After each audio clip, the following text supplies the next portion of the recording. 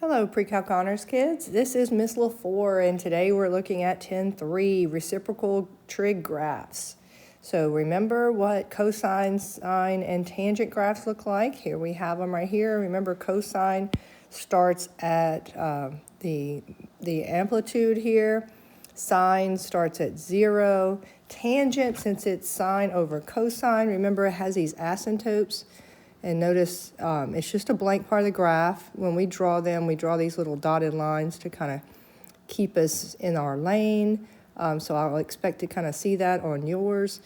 But it looks like this. Okay, it goes to the origin also, right here, and then has the points like that going up left to right.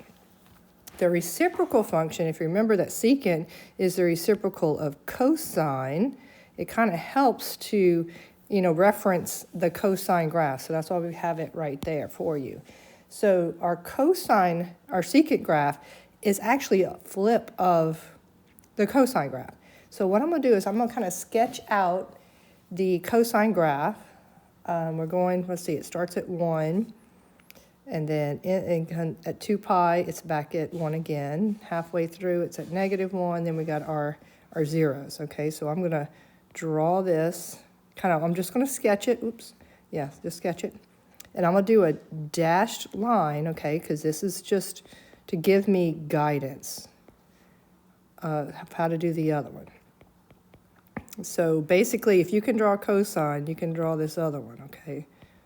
You're really not learning too much difference, okay? So here is our dashed line, okay? So this is a sketch of the cosine graph. So at this point, everywhere you see a 0, if I did the reciprocal of it, it would be undefined. So that means all of these zeros are where the asymptotes are. So we can sketch those in. And if you want to do different colors, by all means, it kind of makes it a little bit more fun. I have colored pencils in my classroom. If you want to use them while you're in class, that's totally fine. Okay, so there we go. Now we know the other part is all you're doing is flipping it over. What I mean is mimic the curve flipped, okay? So you see how here we go through those same points here, but it mimics the curve going the other direction, like that. Voila, see? Not so bad. Okay, it cuts those in half, because it does keep going. Okay, there we go. That's what our secant graph looks like. All right, so cosecant is the reciprocal of sine, so 1 over sine. Again, remember what that one looks like. I'm going to sketch it out. We have a 0, 2 pi is the other 0, halfway is another 0, and then it goes up 1 in the middle, down 1. Okay, so I'm going to just do a little dash line here. It's teeny tiny, these graphs today. Oh, look at that. It's all right, not a big deal. We got this. All right, so dash line, just to show that. It helps, I promise you. I know they do a different one on some people teach you a little bit different, but this is, I find, the easiest way to make it work. Okay, so here we have everywhere there's a 0, there's an asymptote. Draw our little asymptote dotted lines here. Voila.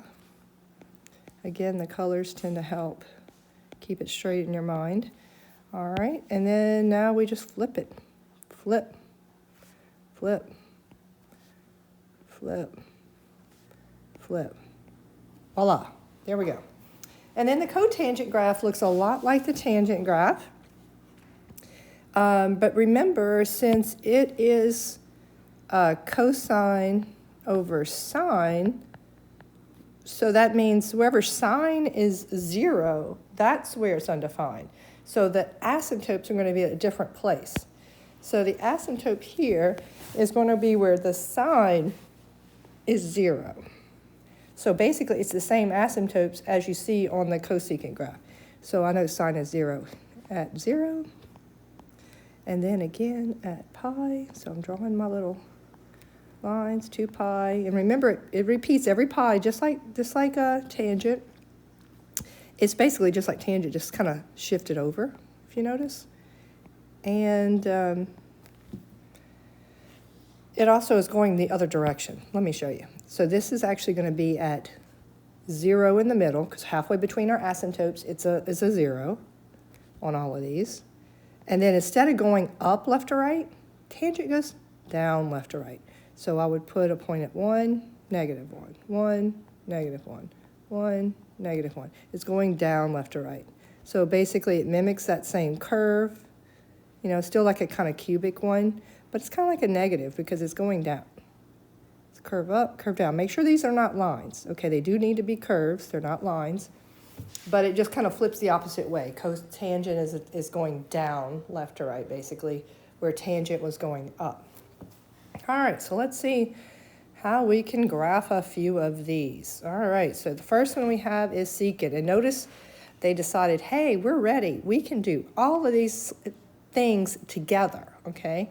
So what is our amplitude on this one? That would be 1. Really, we say it's not really amplitude. We're gonna look at, remember, cosecant is reciprocal of sine. So I am thinking sine function, okay? So I'm gonna graph that first, just a little sketch.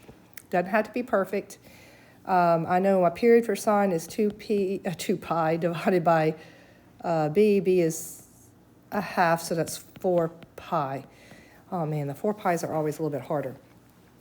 Vertical shift, that is your up-down. We don't have that, so I'm just saying none. Okay, that's good. At least they helped us out there. Phase shift, left, pi over 4. Alrighty, so if I were going to sketch this out for sine, sine normally starts at 0, but I got to go left pi over 4. So that's going to put me here. And at 4 pi, oh, why did they do this to me? 4 pi.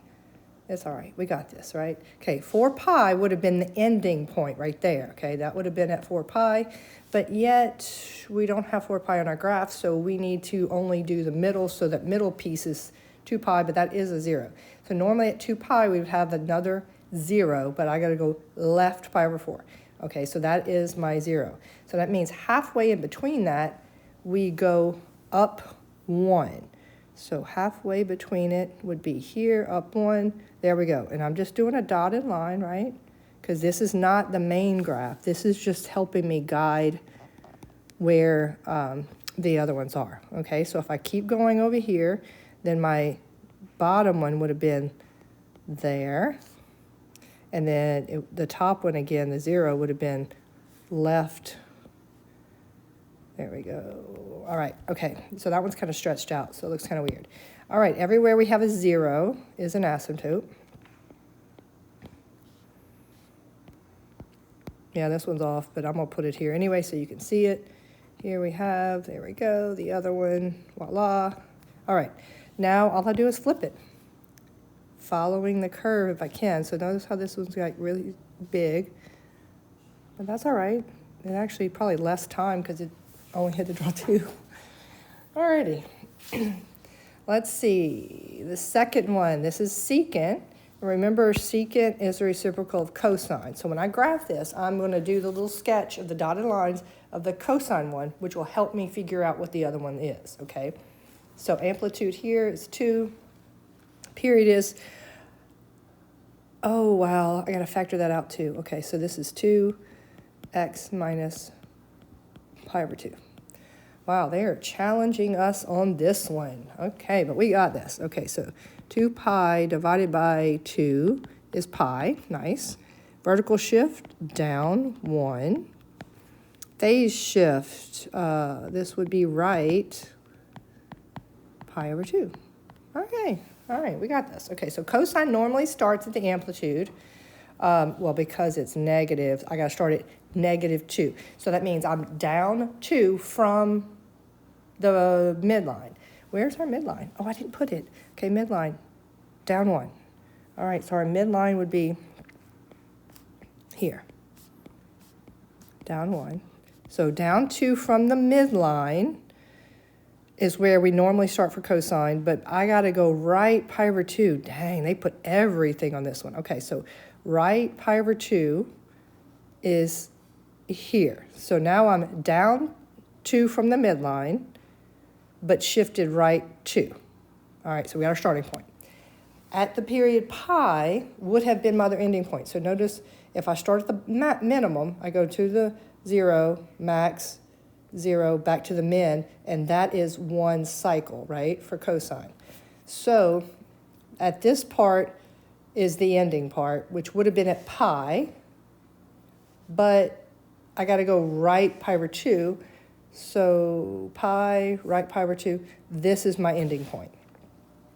That means right in the middle, between those two, I've got my maximum, which is up 2 from there. Alrighty, so in between there, I've got my zeros.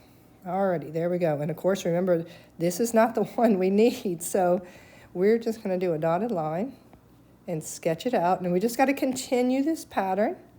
No big deal. We got this, right? We did this before. We've been doing this quite often. It does take practice, I know, but just do it. Okay, it will help you in the long run, promise you. It's not as bad as it seems. That way you can get all these problems right on the ACT when they ask you trig questions, because you know, you just never know what they're going to ask you on the ACT. And you never know when you see this again. And if you understand a good basics of this, and you get your higher level math courses, it does help you out. Okay, so here we are. We have our cosine graph. So now we're basically done. Okay, we got the hard part done. Now everywhere I see a 0, which is, remember, everywhere you're crossing that midline. Normally we'd call it, you know, it is a 0 because it's on the axis, but it's basically the same thing here. All right, there we go. All our axis. Did I hit? That one looks kind of skinnier than the other one, but hopefully that's nothing wrong. And it just is looking, my eyes looking at it weird. Okay, there we go. There we go. That one, that one, that one. All the way across. There we go. There we go. Now we just flip it. Okay, so again, try to mimic the curve. I'm not real good at mimicking the curve sometimes, but like I said, doesn't have to be perfect. Just the points do need to be in the right places, though, and the asymptotes need to be in the right places. Alrighty, there we go. There we have it. We have done number 2. All right, let's keep this going. We got this, y'all. Got this. All right, so this one is cotangent. Cotangent. Okay, so cotangent. Oh, we got to factor this thing out too. Okay, so if we factor out the 1/2, this would be x plus, oh dear, if I'm dividing by 2, then that means I'm multiplying by the reciprocal. So this would be pi over 4. Yes, I just did that in my head, y'all. If you need to, you can say pi over 8 divided by 2. I'm sorry, divided by 1/2, which is pi over 8 times 2. And then, you know, this is like over 1, so that cancels. You get pi over 4 if you need to. Okay, that's fine. Amplitude 1. Period. Remember, for cotangent and tangent, it's just pi divided by b. B is 1/2, so period is 2 pi. Alrighty. Vertical shift. Oh, there's no plus minus. Yay. Appreciate that. It's hard when they give us everything.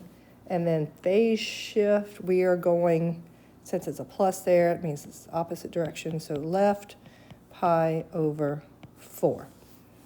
All right, so that means our asymptotes normally for cotangent are where sine is 0. Sine is 0 at 0. So I'm going, it would have been an asymptote here. Let me put the red for asymptotes. Here we go.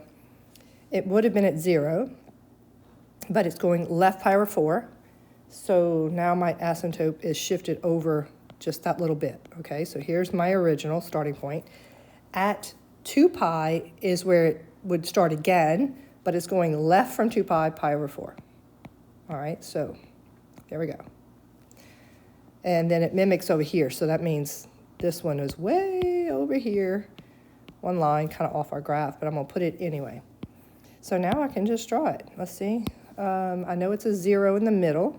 Exact middle is here. And then halfway there would have been 1, because our amplitude is 1. Oh, wait, it can't go up, Dana. Remember, this one's going down left to right. So it really should be here and up 1 here, because cotangent, oh wow, it's really stretched out. Okay, cotangent is going down left to right. All right, so this would have been here, it goes left pi over 4, halfway here, halfway here. Okay, there we go. We got it done. That wasn't so bad. All right, guys, one more. We are almost done. All righty, so here we have amplitude of 3. Cosecant is the reciprocal of sine. So I am thinking of the sine graph here.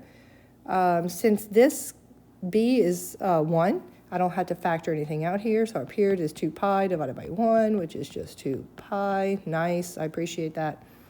Vertical shift, this one is up 1. Phase shift, let's see, we are going left pi. All righty, let's see if we can hammer this one out. Okay, so remember I am sketching out the sine one first. So up 1. So here's my new midline. That's up 1. That's like the easiest thing to do, I think. Sine normally starts at 0. So, but we got to go left pi. Okay, so left pi, the whole thing left pi. So it would have been 0 here, but if I got to go left 1 pi over, so left pi, that means my 0 is now here. That's my starting point. And then the ending point would have been at 2 pi, but I got to go to left pi, so this is my end. So notice the distance between those two is still 2 pi, so our period is still 2 pi. It's just shifted over by pi. All right, so right in the middle is also a 0. So on this side, since the a is positive, it goes up 3. And then here halfway is down 3 from the midline. 1, 2, 3. Okay, there we go. And again, remember, this is just a dotted line because it's not the graph I need. It's just helping me mimic, helping me find where the other one is going to go. And then I'm going to continue this on, following this pattern. Now that we've figured out that part. Alrighty, let's see. Continue on over here. 1, 2, 3. There we go. All right. Okay, here, this would have been back at the 0. Okay, so there we go. So now we just have to, everywhere is a 0. There's an asymptote. Easy enough. It helps with the different colors.